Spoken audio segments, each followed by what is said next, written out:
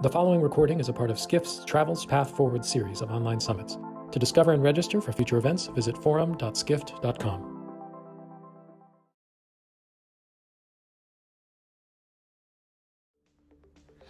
Thank you, everybody, for joining us today for Travels Path Forward, U.S. Consumer Sentiment. This is a part of Skift's ongoing series of virtual discussions that we're hosting as a rapid response to the industry as it responds to the coronavirus challenge. Today's presentation will last about 45 minutes and will be recorded. The recording will be posted to our forum website later this week, should you miss any details or need to leave before it concludes. We'll also be taking Q&A at the end, after the presentation around 11:30. To kick things off, please join me in welcoming Skift Director of Research Subscriptions, Sean Wiley. Thanks, Brian. Welcome, everyone. I'm glad you could be here. So today, the evolution of this pandemic has definitely been an anxious one. The data shows that motivations are changing daily. And if you think back to your own sentiments beginning in March, I bet it's also shocking to consider how they have shifted. Skift is publishing reports at an amazing speed to ensure subscribers have access to a number of key indicators and trends during this time of crisis. So throughout our reports, we are surveying expert opinion, intently listening to the market, and applying our unique analysis. Today, our head of research, Heisha Wang, will be taking us through our March and April travel trackers as we look to answer the following questions. When will we travel again? How long will we travel? Will we travel locally, by car, by train, etc.? And where will we go? We're publishing these travel trackers to illuminate analysis around consumer motivation, and these are reports designed to empower you and your colleagues with critical data to help build your strategy amid the road to recovery. Recently, we released reports on the impact of COVID-19 on hotels, as well as online travel agents and travel marketing during this crisis. Our full April travel tracker is up next. And if you take a look at your screen now, you'll see some highlights of some additional reports that are included within a subscription. But there's a lot more within it. So for any of our non-subscribers on the phone or on this call, we ask you to consider an investment in your strategy through a subscription. Visit research.skift.com for more, or contact me directly at sw@skift.com to get started. And now I turn it over to Heisha.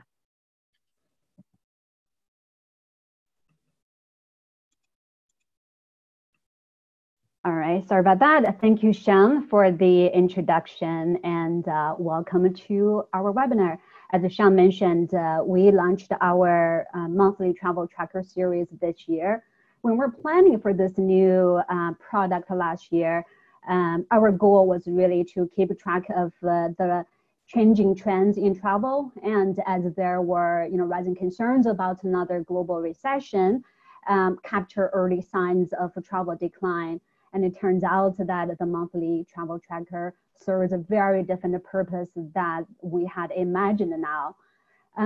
So we all have access to tons of data, many of it from business side. We believe our monthly tracker will provide a lot of value really to the industry by looking at the consumer side, looking at what they're actually doing and what they're thinking. So far, we have conducted surveys for 4 months already. That's January to April. The sample size for each month is about 1,000. We work with a credible online panel provider to conduct the survey, and the sample closely resembles the U.S. population demographics based on the U.S. Census data. So the main premise of the survey is to ask people if and how they traveled really during the month prior to the survey. So our March survey was fielded in early to mid-April, and our April travel tracker was just completed this week. I will cover 5 areas in the presentation today. So this would be first is travel incidents, what actually happened is travel related in January, February, March, and April. And then the second one is really the COVID-19 impacted the travel. That is how many cancellations happened during these months. And number 3, I'll cover how confident consumers are about the economic recovery. And number 4 would be what's on consumers' mind now regarding their future travel. And then lastly, I will cover just like a look into the need for us to take consumer segmentations to a different level as a result of the COVID-19. So we'll publish our April tracker report next week. This is really an exclusive preview of some of the data in our April tracker. So now let's move on to what did March and the travel did March and April travel look like? So first, let's look at the travel rates. And we know all these numbers already now, just coming from the consumer side. In January, about 46% of American consumers took at least one trip. So for us, the definition of a trip is it has to at least 50 miles away from home, and has at least one overnight stay. So that's number. And in March, the number dropped to 25%. And in April, the number again further dipped to 19%. So where are people traveling to, for what purpose? We know travel now is not a normal business. People are not traveling for business purposes or on vacations.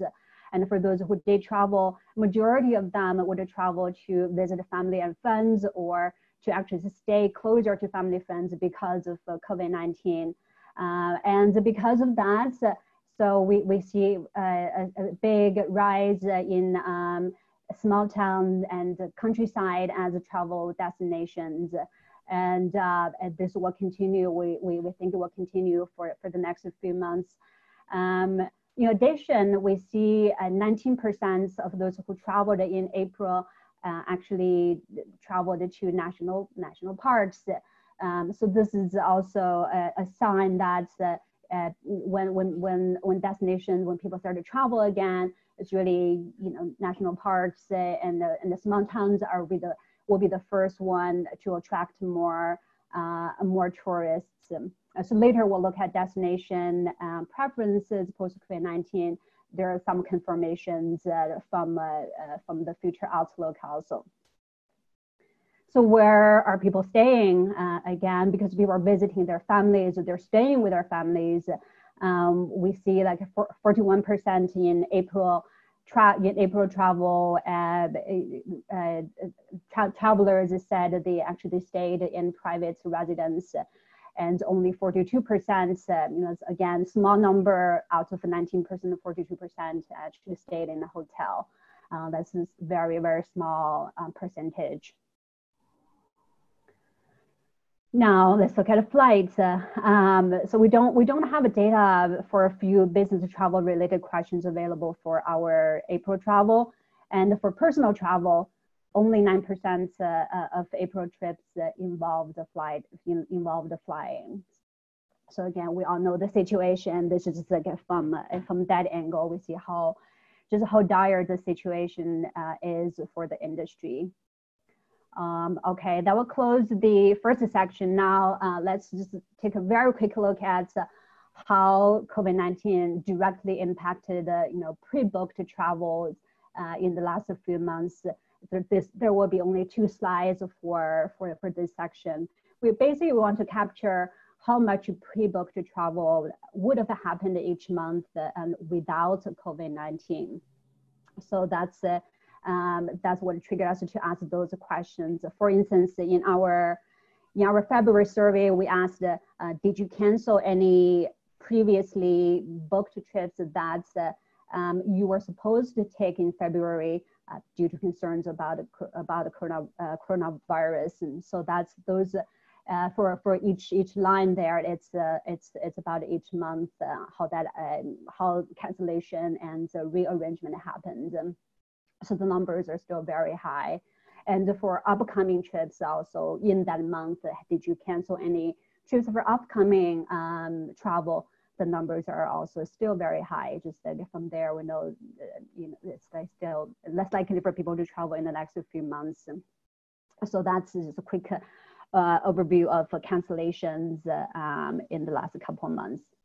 Now let's look at. Actually, there is one more slide here. Sorry, yeah, this one. This is what triggered us to ask this question was that when we're planning our February survey, we saw like a surge in search terms related to travel discounts, cheap price, in parallel with cancellations. For people, that means like people might be interested in buying future travel now due to deeper discounts. So we threw in this question to capture that intent. So far, it's not promising, but at least there is a little bit of uptake in April.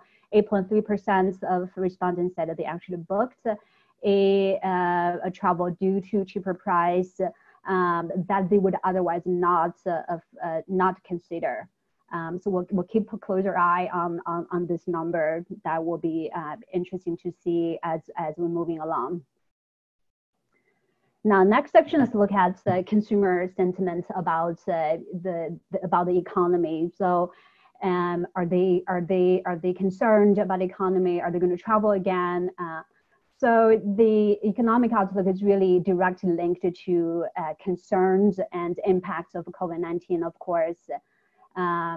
So here, it's interesting. We feel like we're out of the woods from that perspective a little bit. For concerns and impact, both peaked in April when we conducted our March survey. So 63% of consumers then said that their life was, they were very concerned about the virus, and now it dropped to 56%. And the next slide will look at the impact of COVID-19 on life. Again, a drop here. We captured those who said their lives were very much impacted by COVID-19. Again, in April, it's 60% said the life was very much impacted. Now the number dropped to 52%. And because of that, there is a little bit uptick in how their optimistic view about the broader U.S. economy for the next 12 months. Compared to the last two months, the numbers look a little more promising there. It's interesting to see actually for the number of people who think the economy will be slightly better. In May last week and this week, 24% of respondents said that they believe the economy will be slightly better. That's even higher than the February number. However, it's harder to tell really at this point whether this is their wish or their realistic estimates based on the reality. We all know last month the unemployment rate is 14.7%. So this is a big question that remains to be answered in the upcoming months. Next, let's look at people's outlook for their personal financial situation. So normally this follows their outlook for the broader economy, but people tend to be a little more optimistic about their personal financial situation than the broader economy. So here follows a similar trajectory, but a little bit more mild. Again, an uptick in optimistic outlook for their personal situation in the next 12 months. Now, this is one of the most surprising and important findings in our April tracker. So just to look at the numbers there, more consumers expected to increase travel spending significantly now than in February before all this happened. So we heard many analysts talk about the pent-up demand. So travel, restaurants, entertainment, those are the top three. hardest hit consumer sectors, and people think because of that there will be a big surge in consumption post COVID-19. This might be an indicator of that. Because we haven't traveled for 2 months, right? We haven't even left our house for 2 months. We want to travel again. That's just like it signals that. But will this happen? Will this play out? Really, there's still many unknowns and many uncertainties. We need to wait and see. So this ends this section. Now let's look at when and how will they travel again. The big question for all travel sectors and businesses, like when will people travel again? So normally, this is some interesting. This is an interesting chart. If you look at it closely. Normally, when we look at consumer behavior, we always see a big bell curve, right? Majority of people are in the middle with a very thinned out ends. But a traumatic event like COVID-19, we think it really intensifies psychological divides.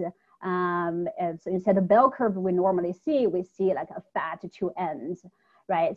Some people on the one end, people will travel right away in the first 3 months, to 6 months.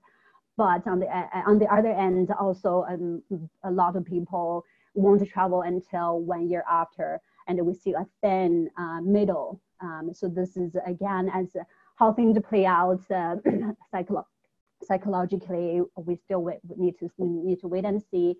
And also how to convert those people who want to wait to consumers who can start to travel again. So those are questions we need to ask ourselves. Now, the next few really, again, they're not a surprise to us, but it just again from the consumer side, we get confirmations of when, of where are they traveling to.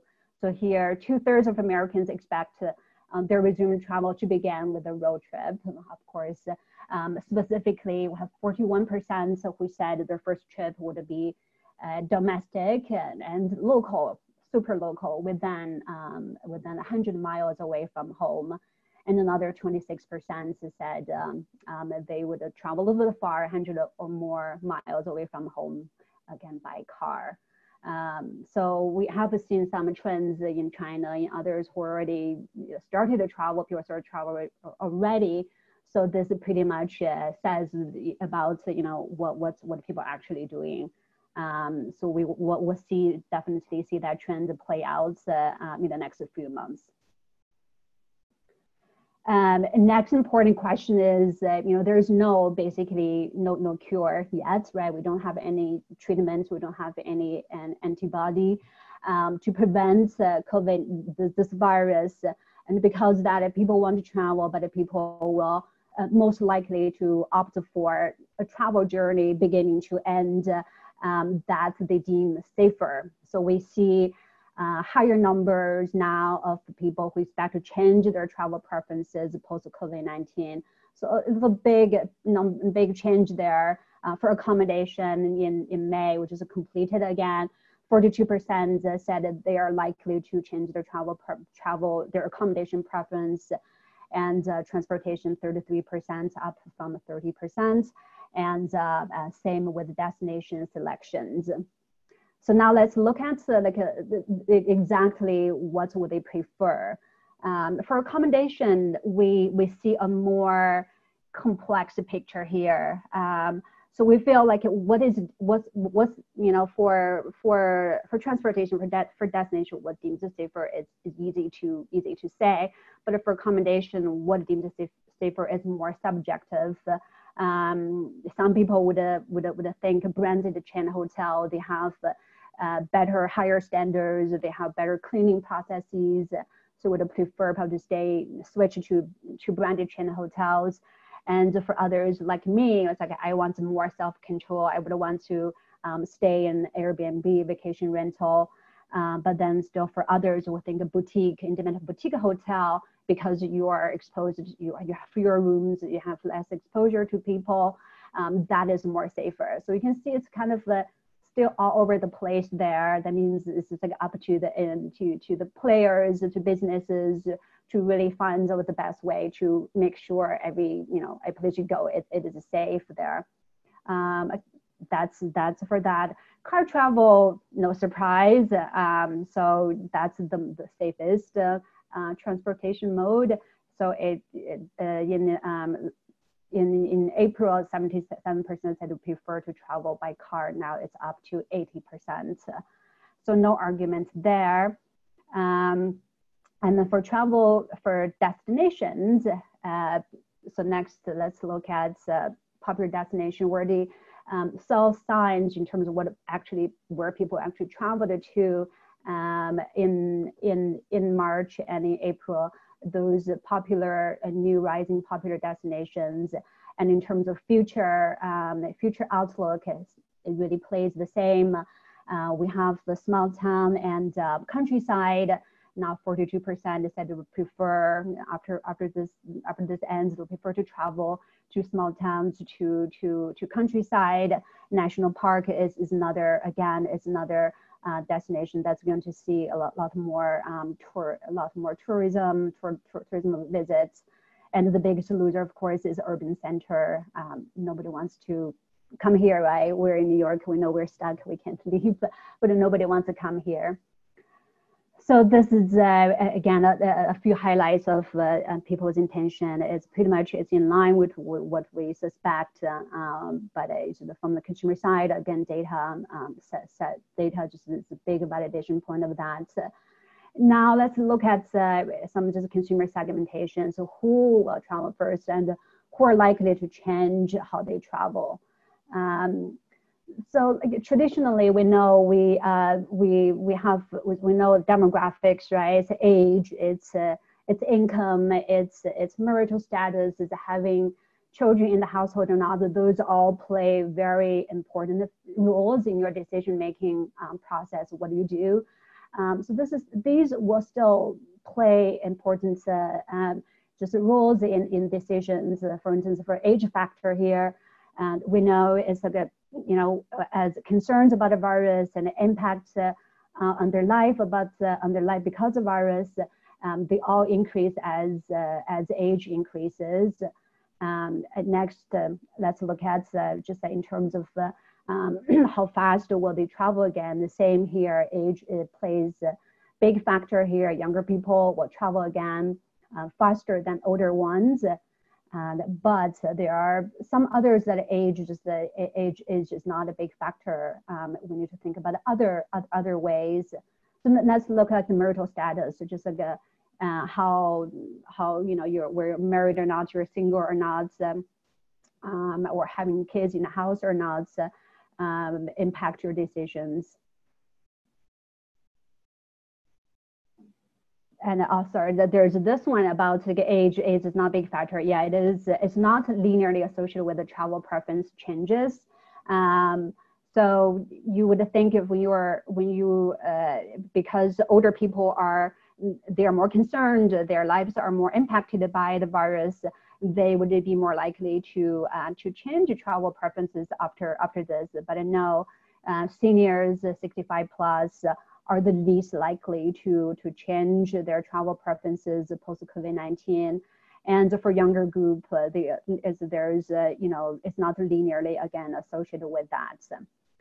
And for that, we see like a strong association between marital status and having children in the house on their preferences changes.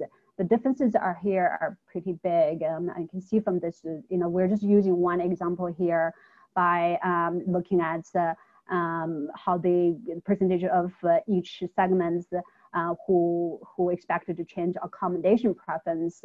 So this applies to many other questions also, just like being married and having children. Having children are just basically you will want to travel differently. And single in this case, interestingly, will choose a different. They think they will choose a different accommodation accommodation type post COVID-19. Now let's move on to, obviously this is just like one of the most important findings in our survey, and this is one of the most important parts. We will continue tracking, we'll continue figure out really how COVID-19 will impact consumer behavior and in what's like a nuanced way. So this, because it's really a traumatic experience. It's for everyone. It impacts so many people's lives, everybody's lives.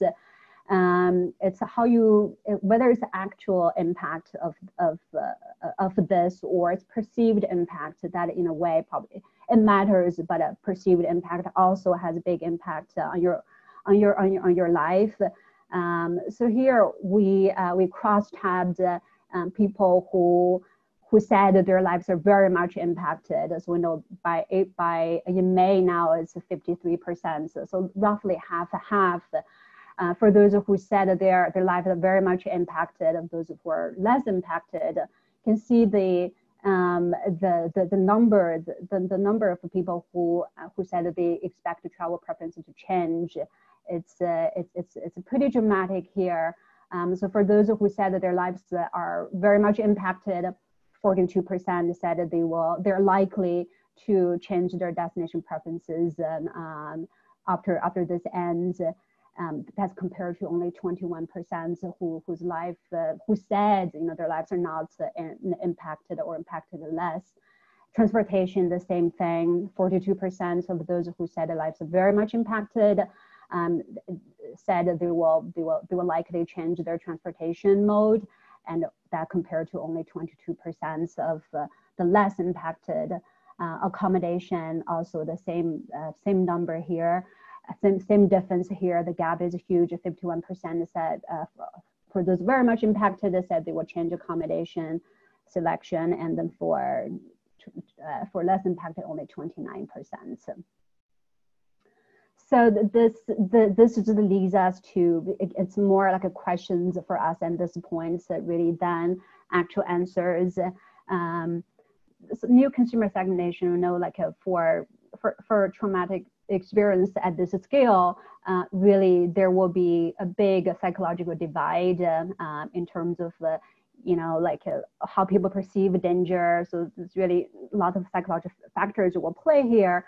How people perceive it. Some people are just naturally daredevils, like no matter what, I'm going out, and others they're more fearful of events like this, and of course the severity of the personal impact. If some people lost family members, close friends to this, of course they will be much more impacted by this, and then sensitivity to life-changing situation. And just some people are naturally more sensitive with situation. They'll say that, okay, I did something wrong in my life. This is time for me to change my life completely. And for other people, just like life goes on as normal. We're in New York, as we see that. So it's just like completely, are we living in the same world? Some people completely out living their life. Others are completely inside. So level of sensitivity and level of exposure, of course, this including real exposure and also perceived exposure, and how much you consume media and what media you consume in what level. So these will all impact our decisions, and I think the new consumer segmentation will emerge because of this, and they will define really when and where and how we will travel again. So here I throw in this the last chart here. It's more just to give you another idea, just like how psychological, the psychological results of this will impact people's lives. So in our April survey, started to ask some like psychological tests, questions for this one. It's purely just as the answer, does any of this apply to you? So this one, I will travel more to experience the world after this happens. Just that, just in terms of the number of people who answered that, you can see the age there. So 18 to 24, no surprise, 40% said yes, after this I'll travel more to experience the world. But if you look at 45 to 54, 55 to 64, they are really next to each other. But 45 to 54% is only the lowest number. 15% said I would do that, and for 55 to 6 for the second highest, 26%. Just again says how complex the consumer segmentation will be like, again, psychological factor, all those behind that. We will continue, just tracking all those changes, hopefully come up with some good ways to segment the consumers or to help guide business decisions. So that ends my presentation. So I'm just going to briefly, Sean mentioned these already, we should talk about the reports we're working on now. Of course, the monthly consumer tracker, the April report will come out next week. And we will we'll work, by the end of the month, we'll work a new set of questions. We'll continue doing that. We might add more countries as we move along. I'm also very excited about the second bullet point there, travel recovery index, because we really want to, we're working with actually different data partners. So what does the travel recovery look like? What are the numbers we should look at, for different sectors, different countries? It's in the works. We're expecting to release in 2 or 3 weeks. So we're excited about that. If you have any questions, any suggestions, welcome to talk with us.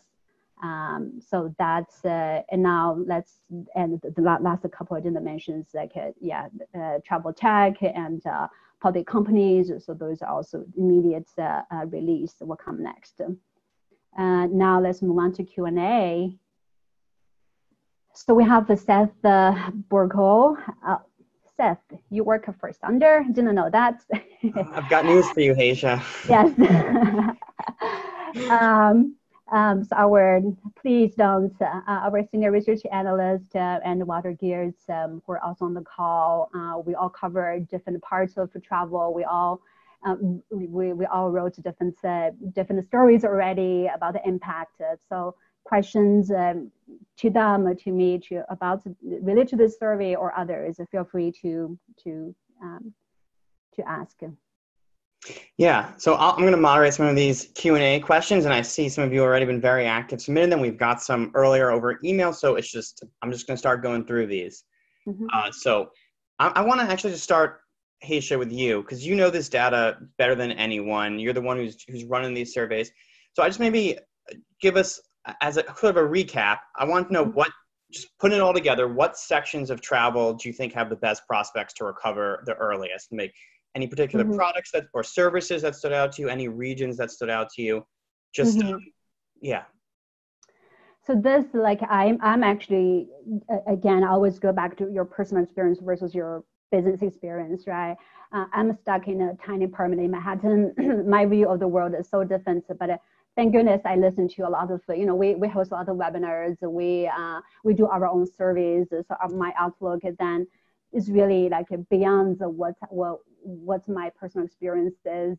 I do feel there are 2 or 3 Americas. There are the East Coast, on our side, the New York side, the people probably where we're going to, we probably will go to the beach, go to some place. But for those who are not, their lives are not impacted, maybe it's business as usual. They will just start to travel to where they planned to travel before.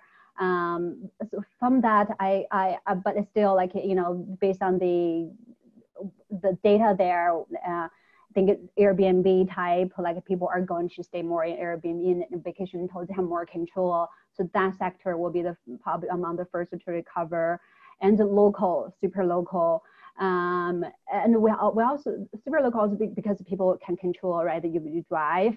But also seeing some theories people are more, because we are more closely connected with our local community now. Yeah. People want to travel local. They want to contribute to the local economy. Think about the backyard. So that probably will be among the first to recover. And I don't know how many of you got a chance to join our short-term rental webinar, but we spoke to short-term rental property managers in the South, and some of them are seeing very impressive numbers from local demand. So I think that's a spot-on answer. And actually, speaking of the actual transactional data and what we're seeing, and maybe this one's going to be for you out there. We have a question in here from Tommy about how this data can translate to, say, occupancy rates for different types of hotels, and maybe just making that more general out there, because you're really looking at a lot of transactional data. How are you seeing that come through in terms of occupancy rates and booking windows and stuff like that?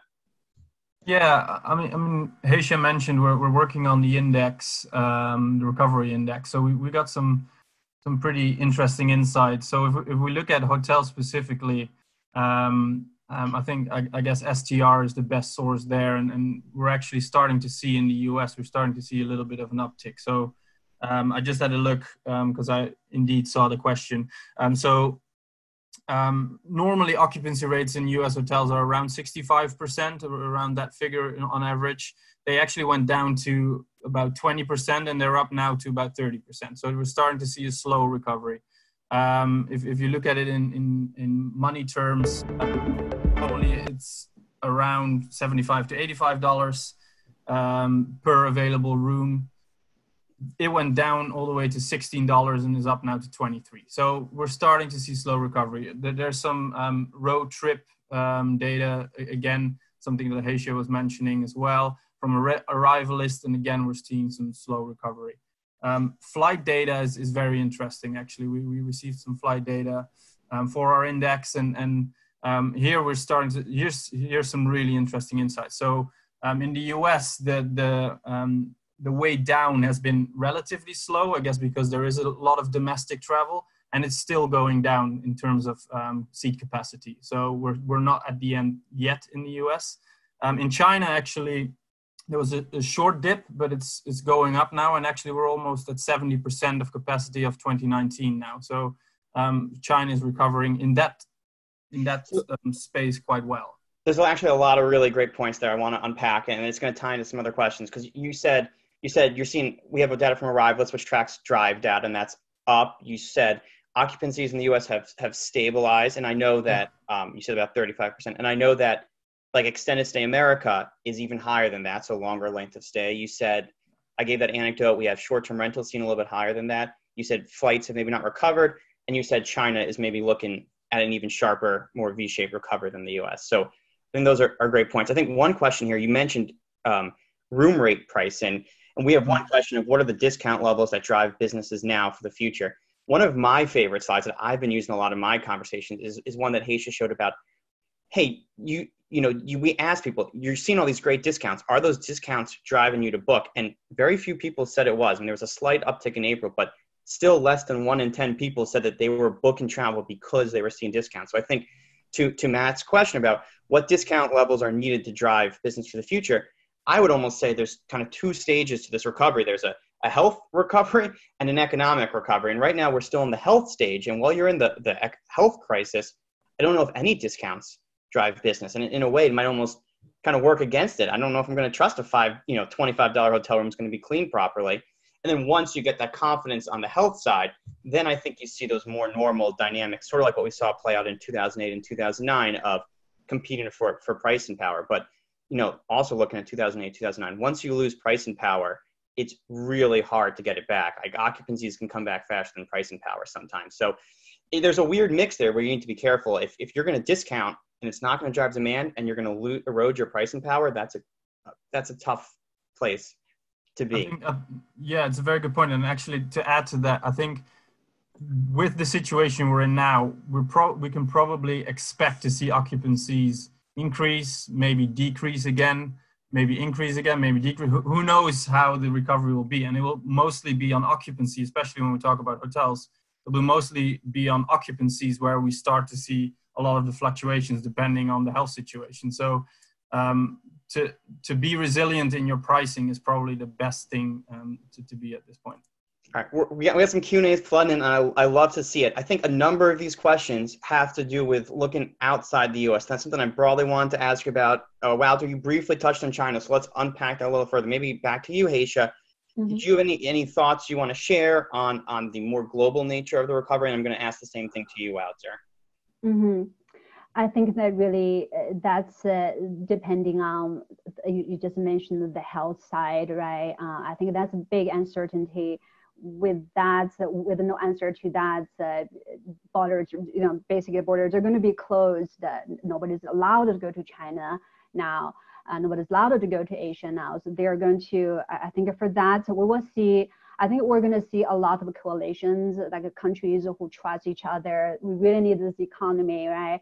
Trust each other, who can create some standards for some mutual feed of travel. I think that would be the first to happen for international travel. But for the long haul from the U.S. like to Asia, I think this is way too much now to consider just the health factor and the policies, right? What countries will be allowed first. There needs to be a lot needs to be worked out there for that to happen again. Walter, any additional insights, or you want to leave it where you were? No, yeah, I love to speak. You know that, Seth. No, I think the EU as such, or Europe more broadly, is very similar to the US, I guess. So as you already mentioned, Seth, I think, well, you were talking about short-term rentals, but I guess in general, certain states are in different stages or in different ways of locking down the economy than other states in the US. The same, if you can compare that with Europe, where every country sort of has a different approach at the moment. They're in different stages of the actual epidemic. So I think what we're seeing in Europe is things are starting to open up now. The trough was very deep in certain countries, and a lot of countries in Europe are very much reliant on international or inbound arrivals. And so a country like Greece is now starting to open up because they've actually contained the virus quite well. And they're hoping that July and August will actually be good months for them, maybe even better than before, because other countries on the Mediterranean might not be able to open as quickly. So it's a very interesting dynamic. The UK and France have some sort of agreement where you don't need to quarantine, but France is having everybody else quarantine. So there's a lot of things going on there. Let's see how it plays out. Yeah. And I just love the framework of thinking about some countries as kind of net importers and net exporters of travelers. And so somewhere like Greece, where they net rely on inbound travel, they need to be more aggressive opening back up. Whereas somewhere like the UK, I believe, which is or Germany, which I know is a net sends people outbound. Germany's domestic travel might benefit because they had all that outbound demand that was leaving the country that's now kind of stuck domestic. I think that's an interesting thought. I want to switch gears a little. We mentioned this a little bit. Just talking about alternative accommodations. Maybe I'll throw this to you first, Haysha, because we had some, I think, really interesting data about people saying change in preferences. I'm curious. I think the data does support the idea that alternative accommodations are kind of winning coming out of this crisis. I'm wondering if you could talk about how permanent you think that change could be. And I'm also wondering, because I see some other questions here, if you could lump in some, not lumping, but some other forms of alternative accommodations. I see a question about campgrounds. I see some comments about RVs. So alternative accommodations is such a big tent. So maybe talk a little about the different pieces within that tent. For the campground, I want to answer that question. Somebody mentioned that I meant to type answer and I said answer live. So now I can answer live. So that is in one line item in our survey. Just like for this presentation, we didn't show that. We only showed those, the hotels, the vacation rental. But if you're a client, you will be able to see the actual data pointed there. Campground is one there is counted as, of course, accommodation. I think that it really depends on how long this concern is this a really health issue, right? Will last. Normally, from a sociological point of view, right, the longer the longer like a crisis lasts, the longer impact, the more lasting impact it will have on people.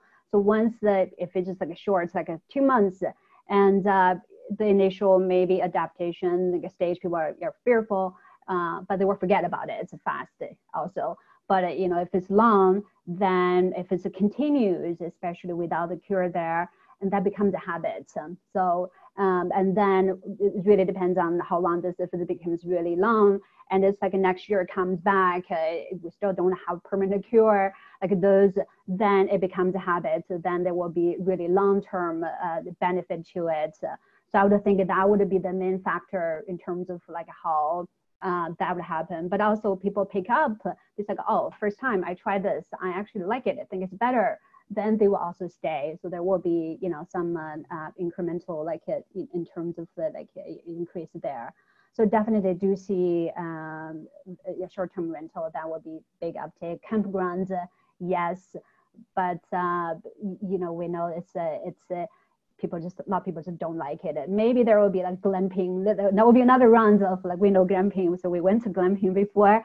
So like if there is some companies who invest in it to make it more like luxury possible, and more people, there will be, you stay there, you go to actual party, you actually stay there. So those are all would be all interesting things for us to see. Yeah.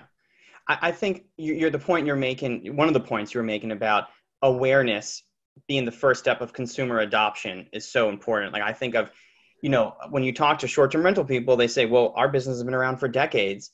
Why does Airbnb get all the credit? And they get all the credit because they really brought the concept to a mass audience, and that really rising tide lifted all boats. So I think the more people experiment and try something and they maybe find they like it. So maybe it's not permanent. Maybe it's not a permanent shift, but 2, 3, 4, 5, 6 out of 10 people who try it maybe continue to stay. I'll say for me personally, I think it's important to look at the bifurcation. I think that the sharing economy part of alternative accommodations is going to be a lot tougher. But the professionally managed guys, which were already on the rise, I think this could be a big win for them long term. I have a fun one here that we were debating ourselves about. We showed some data that said that people really were kind of curious to stay more so after COVID at some of these all-inclusive hotel types. Remember, we were discussing this, Wouter and Haysha. And this person wants to know why, given that they're like cruise ships on land, which is, I think, a funny way to describe it. And we had some different opinions, so maybe a little debate here. What was your answer, Haysha? I'll let Wouter take that first. Okay, Wouter, you take it. Sure. I think the reason why I think people would want to stay there over, say a city hotel or whatever, is probably because they're more, as you call them, enclave tourism. They're enclosed. You don't actually need to leave the actual property. So if you trust whoever runs that property, that they'll keep the place clean and safe. And yeah, sure, there will be changes. So I'm sure a hotel buffet, hopefully we won't see for a while, whether it's an inclusive or anywhere else. So maybe there'll be more room service, maybe it'll be more a la carte restaurant, whatever it is. But I think the fact that there are places where you kind of can go. Once you're there, you fly in, you take a private taxi there or whatever, and then once you're there, you can kind of stay for a week and not actually have to go out to do anything. Yeah. So that's probably why there might be an uptick. So it's kind of that isolation component. It's like a proxy for isolation. Yeah. I want to let Wouter go first, because I think that's rational answer. But for me, I want to go next because I feel again, as people, this bipolarization, right? The Miami Beach goers during the highest of COVID-19, that's the group. And in New York, people who are jogging shirtless, those, and nothing, just in Central Park, those are group. I think there are a lot of people who just who don't think this is an issue. They want to have more fun because I'm at home for 2 months. I need to go to those resorts. I needed to enjoy life. For me, I feel that might be just a really psychological side of it. So for those who just want to go enjoy life and miss all the opportunities. Life is short. Life is crazy. I want to go enjoy life. So that's my answer to it. So I want to save that for later.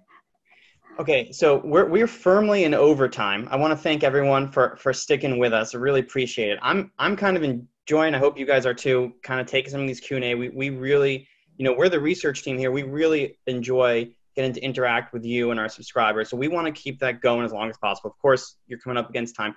I think maybe I have two more just quick questions, and we'll keep these quick so we can end on a reasonable time. But a lot of questions here about leisure versus business. Any quick thoughts, folks? Water, you want to go?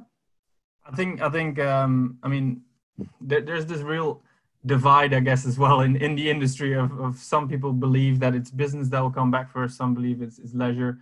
I'm on the leisure side. I think just the term duty of care, I think, says it all. I mean, will employers be able to send their employees out to different places, not necessarily knowing how the situation is, having to fly there, having to go through airports, all that stuff, and who is responsible for if something happens with that employee. I think there's too much uncertainty, so that's probably why business travel will take longer to recover than leisure. I would just add, I think that's absolutely right. I think one, we're already seeing it in some of the data in terms of hotel groups more exposed to leisure are seeing a faster recovery than those exposed to business. And I think too, you just look back at the 2008 or 09 data, it's leisure that was the first to come back. I love this point that it's also showed up on one of our other webinars, our venture capital webinar. We were talking to Chris Hemmeter of Thayer Capital, and he told me, he said, everyone is saying business travel is permanently gone, and maybe there is a permanent dent taken out of it, but he made the point that every single industry has a number 2 and a number 3 competitor. Even if, no matter how much, except for maybe a utility, no matter how much of a monopoly you think you are, there's still a number 2, number 3 competitor.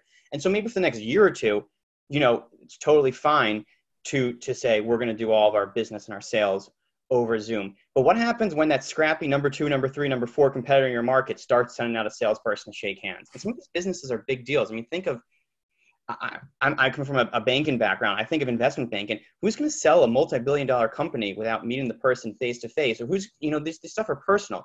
So I do think that I think leisure comes back first. I think maybe there's a permanent reduction in business, and I think maybe business is reduced for a while. But I do think that there is a good case to be made that ultimately there has to be some sort of recovery in business as well. That not that it's dead forever. Mm-hmm.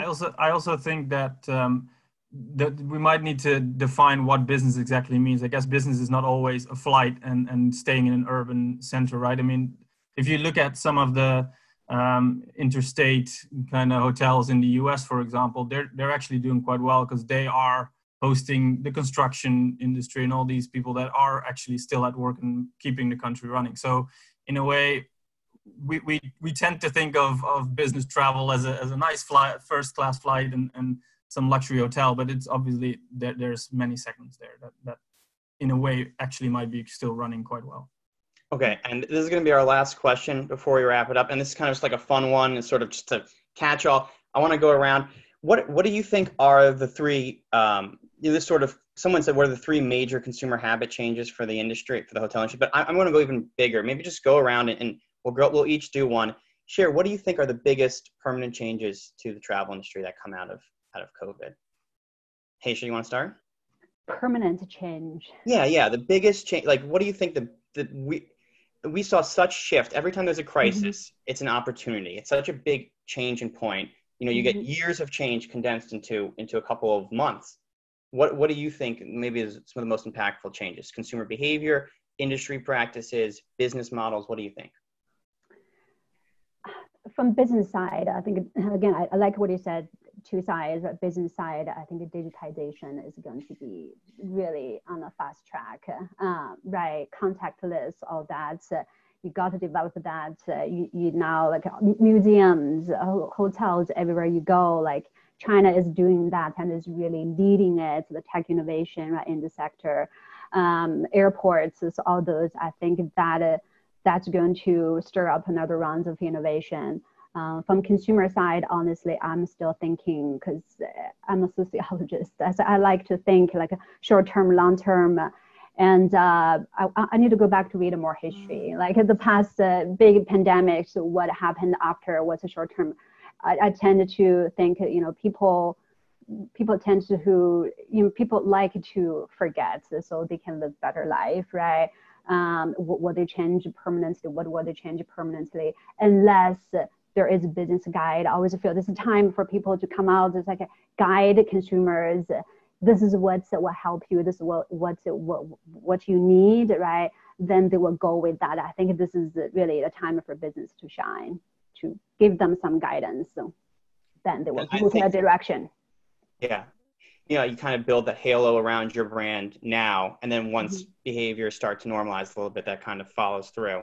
Yeah. And it sounds you very much in line with what Glenn Fogel was saying on Booking.com's or Booking Holdings earnings call, that, there have been, as much as we forget sometimes, there have been pandemics before, and when certainly local epidemics, SARS and such. Walter, what about you? So actually, Heisha stole my answer. I do a lot of stuff in hotel tech. So I think that's one of the industries that has quite stagnated. It's been there's been changes, but it's slow. And I think this will definitely make a big impact, not just on the consumer facing side, but also probably on the back of house side, like the actual business to business software that companies use, like the property management systems and stuff like that.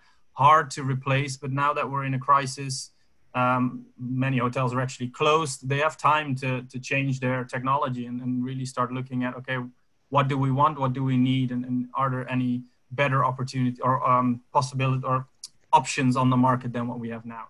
I'm also an optimist, so I think I'm hoping that actually from a consumer side, and I just want to throw this out here, hopefully sustainability will actually gain some.